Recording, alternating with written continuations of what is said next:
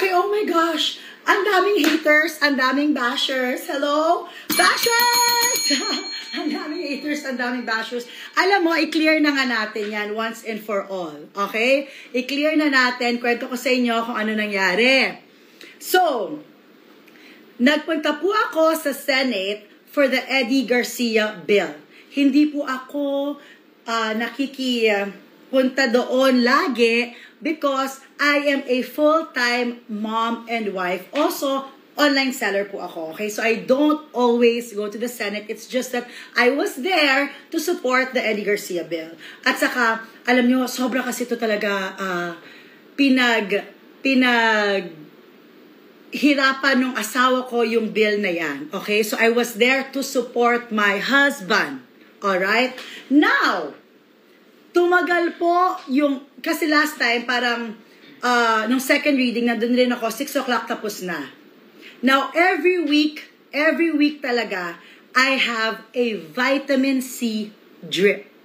Okay? Diyan po kayo, medyo relax lang. Kasi, inisip nyo po na glutathione yung aking ginagawa. Okay? Linagay nyo dyan, gluta.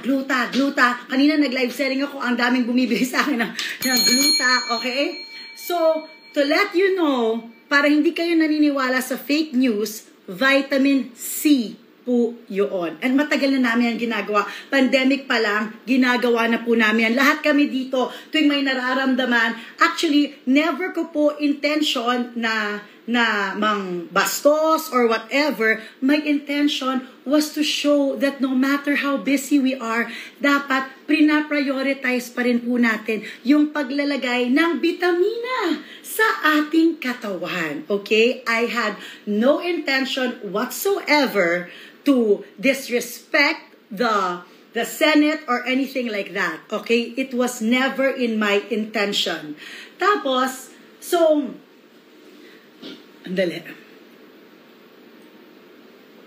Okay? And then, para sa akin, alam mo, honestly, in my head, I was in my husband's office. Okay? So, siguro, yun yung on my part, baka nakita ninyo na hindi maganda kasi sa utak ko talaga, I was in my husband's office. Ganun lang.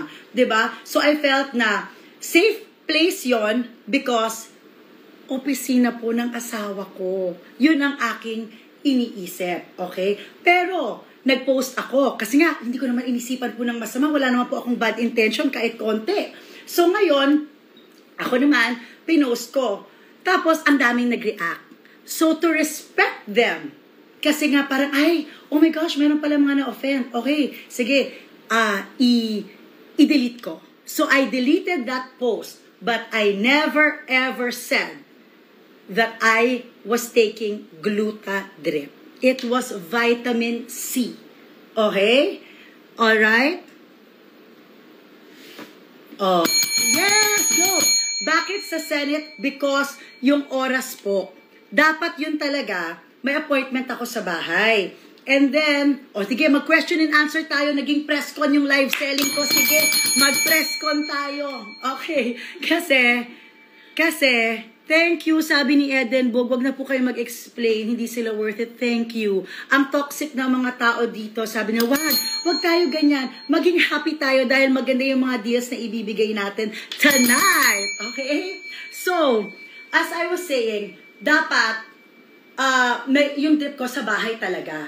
Kaya lang nga, tumagal, inintay ko po yung asawa ko na 9 o'clock, nasa opisina pa rin. So sabi ko, dito na lang, pumunta na lang sila na hindi ko naman inisipan na, oh my gosh, maging national issue pala, diba? That's why I am saying sorry dun sa mga na-offend. Okay? But it was never my intention na i-offend kayo, gawing parang hindi ka respectable yung Senado. No, of course not. Okay? So now, I'm going to go back to my live selling and yung mga gustong mag-hate pa dyan, okay, go. Diba?